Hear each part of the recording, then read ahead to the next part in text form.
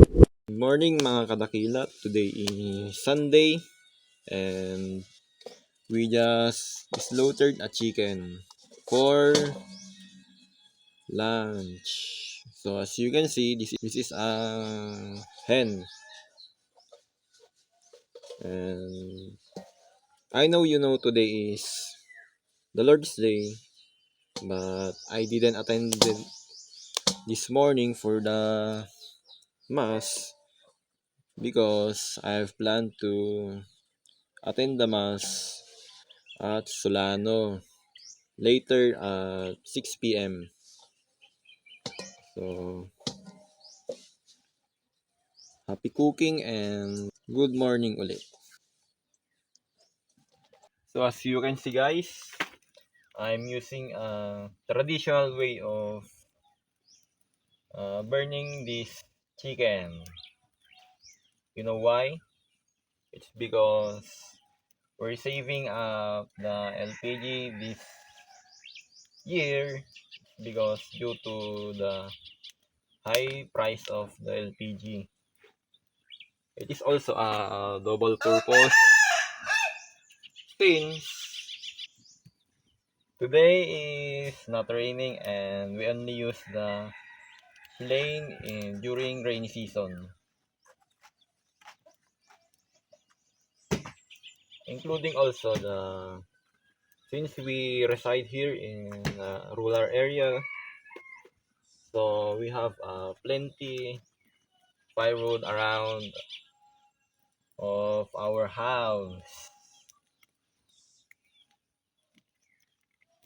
So being thrifty is not a bad. It's a wise choice to save it for the better usage.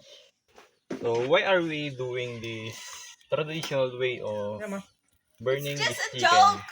Don't believe him, guys. So the reason is why The reason is not the reason anymore. Because the oil, like the go, natural go, oil will come go. out. Tomleng aku kuin nga. Brad.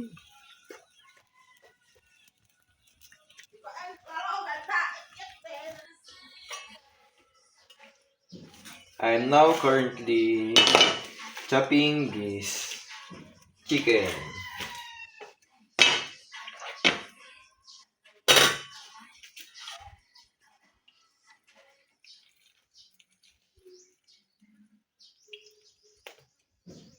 Oh, it's so hot.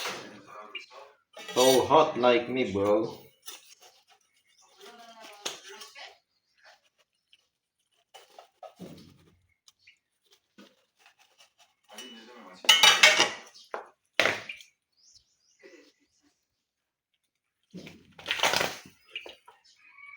So hot.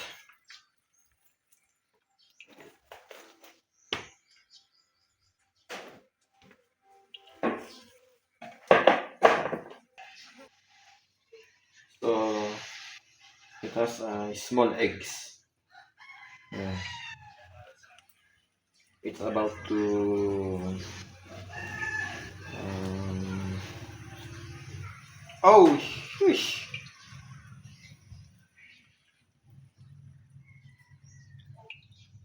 I just broke the.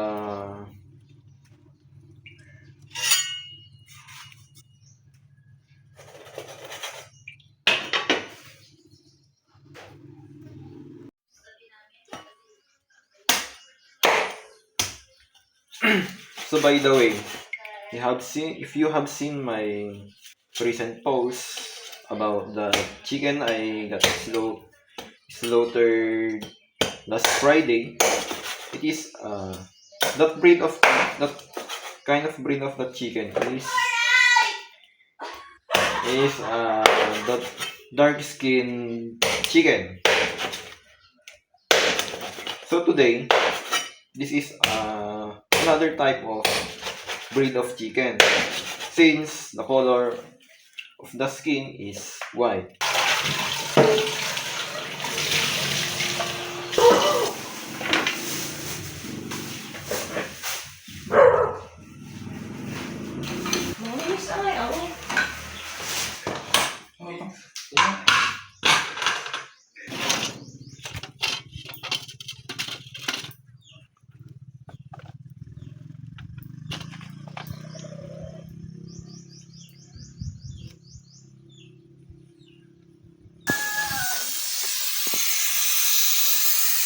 As you can see, the pressure is pressurizing.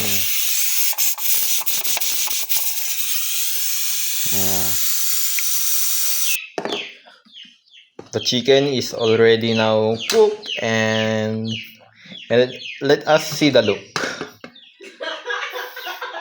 Oh, see the look. See the look, guys. I shit yummy. You see the meat of the chicken. It's not so very oily than the chicken you buy at the store, which is the frozen.